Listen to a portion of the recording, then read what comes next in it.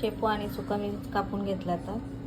आणि कढईमध्ये तेल पण घातले आणि आता ह्याला फोडणी देते मी फोडणी दिली मिरची लसूण आणि एक टमाटर थोडंसं कापून टाकलं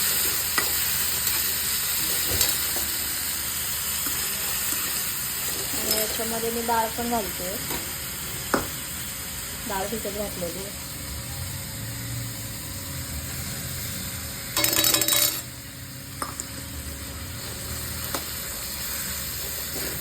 आणि आता हे मस्त शिजून घ्यायचं थोडंसं पाणी वगैरे नाही घालायचं असंच तर नक्की अशी करून बघा थोडंसं आंबट चुका टाकला ना की ढेकर येत नाही आहेत तर मला पण होता प्रॉब्लेम त्याचा तर मी एकदा करून पाहिले तर त्याच्यानंतर मला ढेकर वगैरे यायचे बंद झाले शेपू खाल्ल्यावर